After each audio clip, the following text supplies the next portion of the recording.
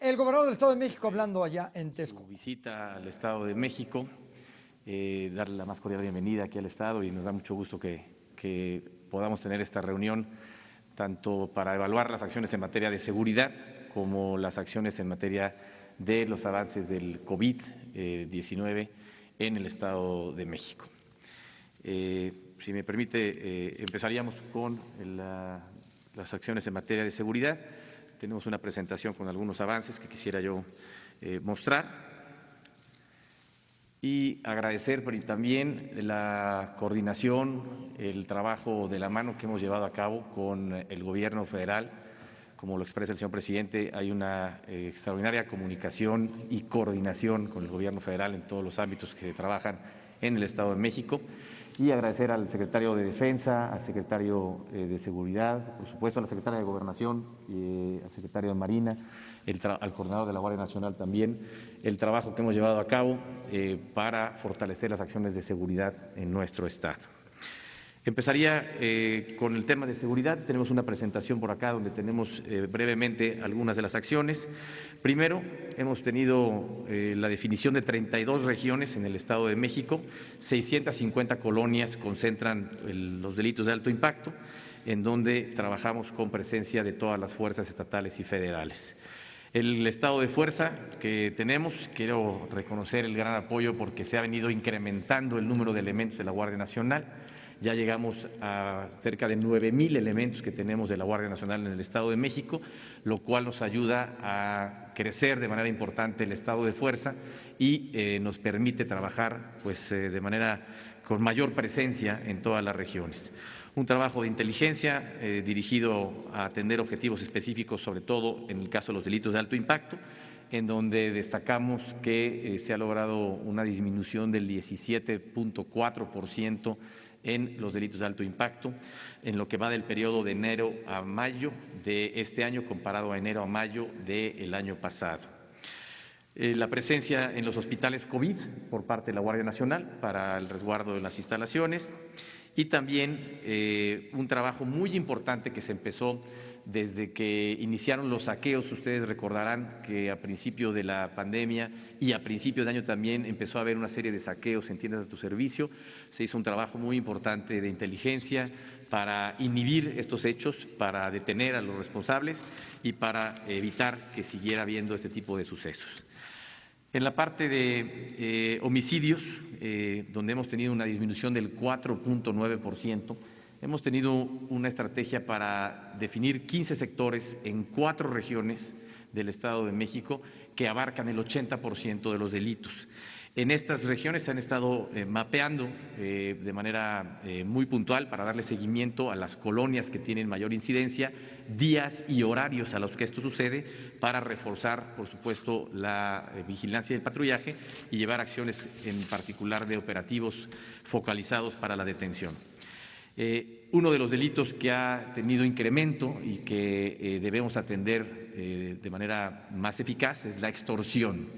Estos delitos que además afectan a un número muy grande de ciudadanos, en donde principalmente a través del cobro de piso, extorsión a transportistas, se ha venido incrementando y hemos realizado operativos conjuntos con las fuerzas federales para poder detener a los grupos delincuenciales que están llevando a cabo estos hechos de extorsión. Y hemos estado implementando un sistema tanto para el registro de base de datos de números telefónicos usados para el delito, como también estamos avanzando en un proceso del registro de voz de las personas privadas de la libertad que están en el Estado de México para poder tener identificadas esas voces, debido a que la mayoría de estos delitos de extorsión se cometen en los centros penitenciarios. Tenemos un avance del 54% en este registro y, por supuesto, todo un tema de fortalecer las acciones para que no se lleven a cabo ya estas acciones dentro de los penales que se encuentran en el Estado de México. Regreso al tema de los saqueos, en donde hemos tenido 71 convocatorias y se ha logrado inhibir al 66, es decir, 93% de estos saqueos se han logrado inhibir gracias a un monitoreo de redes sociales, a un trabajo de inteligencia a través de las redes y un monitoreo permanente de más de 900 establecimientos de autoservicio a través de nuestro centro de mando, el C5. Yo hasta aquí mencionaría en la parte de seguridad y pasaría a la siguiente fase, que es el avance del COVID-19 en el Estado de México. Quisiera empezar haciendo una remembranza de las acciones que se han venido haciendo, porque es importante que tengamos conciencia de que estas acciones que se han venido haciendo nos han ayudado a evitar que la pandemia sea mayor y que la afectación tanto de contagios como de hospitalizados sea mayor de lo que originalmente se había estimado o previsto en el caso del Estado de México. Primero, con un seguimiento muy puntual a través de 284 brigadas de muestreo para identificar a quienes hubieran tenido algún contagio, para darle seguimiento a los casos y síntomas y también para monitorear los contactos que estas personas hayan tenido, y esto de manera muy temprana nos permitió estar identificando oportunamente los casos. Segundo, un esquema de filtro, de tamizaje que le hemos llamado nosotros, con 70 unidades móviles instaladas afuera de los hospitales, para que quienes tuvieran algún síntoma llegaran a la unidad móvil y ahí pudieran ser atendidos y definir si era necesario hospitalizarse o si podían atenderse y mantenerse en sus domicilios dando un monitoreo. ¿Por qué la importancia? Porque con estos filtros evitamos que alguien que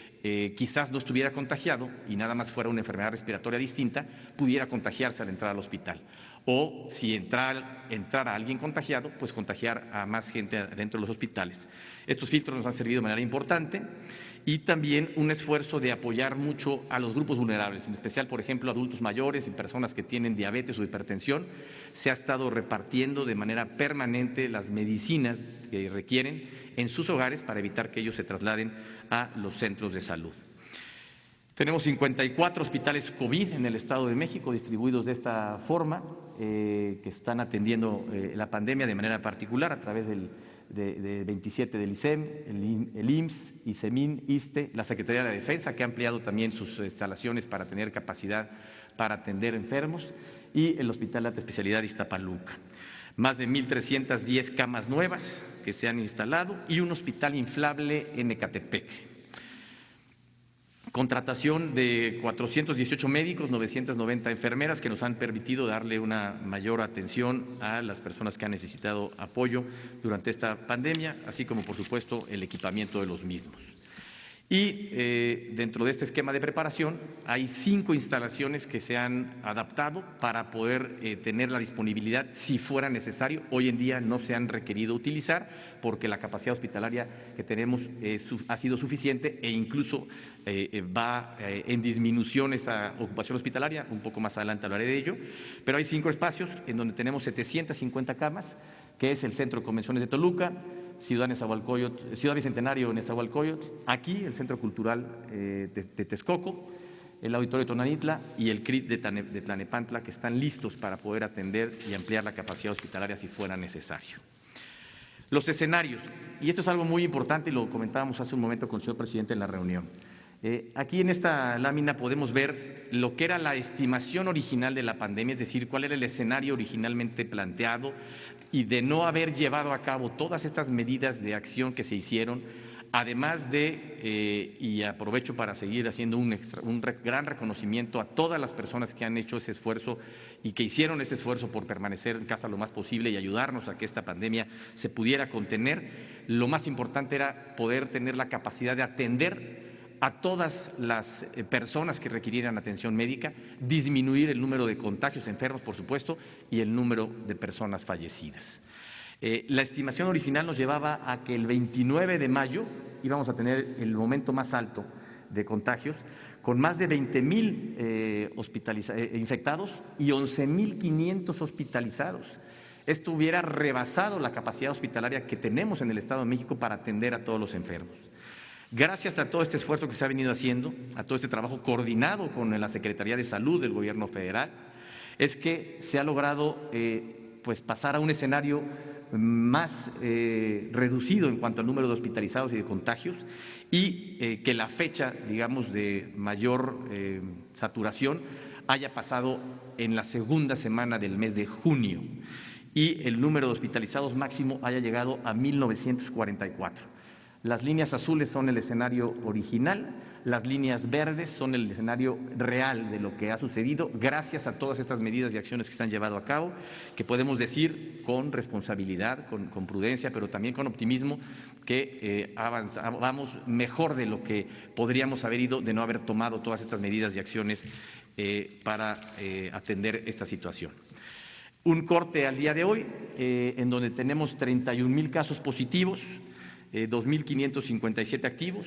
Lamentablemente, 3,771 personas han perdido la vida y hoy tenemos 10,480 sospechosos. ¿Cómo está distribuida la hospitalización? La mayoría de los hospitalizados los tenemos en el Seguro Social y posteriormente ya en los sistemas tanto estatal como los de alta especialidad, IMSS, ISEMIN y la Secretaría de la Defensa, como podemos ver aquí en la lámina.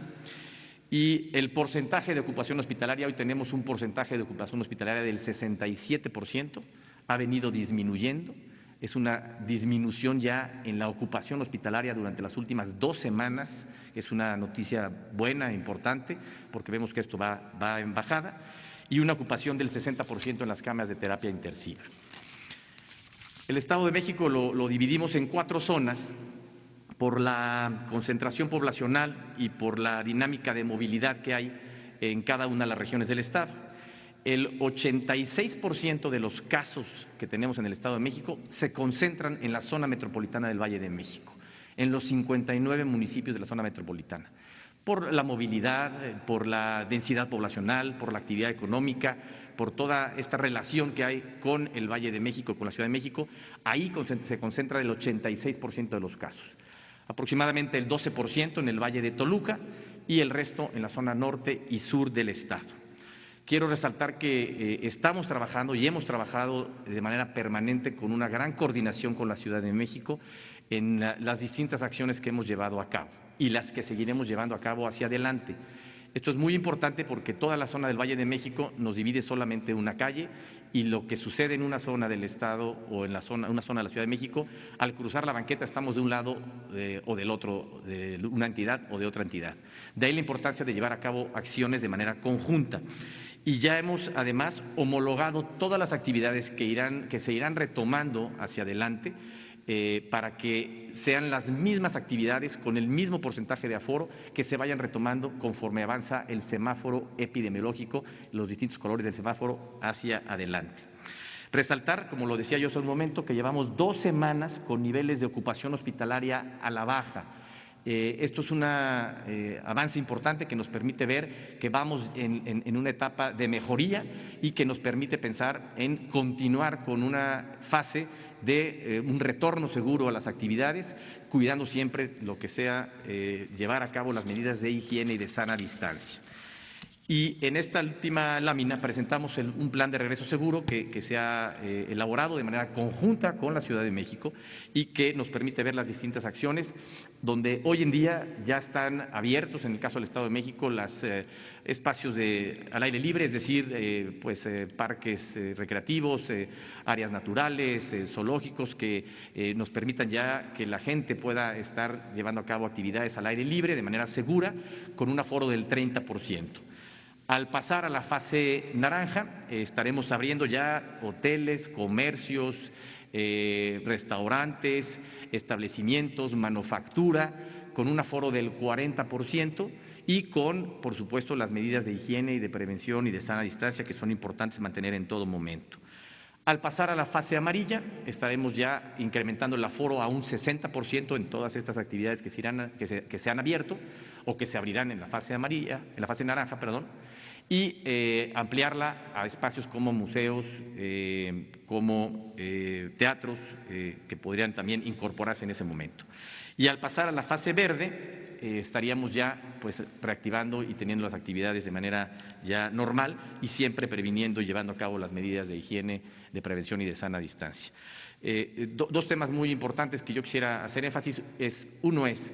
que en esta etapa que sigue hacia adelante es muy importante que hagamos conciencia de que cada quien debe ser muy responsable de hacer el mayor esfuerzo por cuidarse a sí mismo, con temas tan pues importantes como lo es el tener las medidas de sana distancia y el uso del cubrebocas para poder pues, disminuir el ritmo de contagios o disminuir la exposición al contagio. Y que este regreso seguro sea ordenado, sea pues por etapas,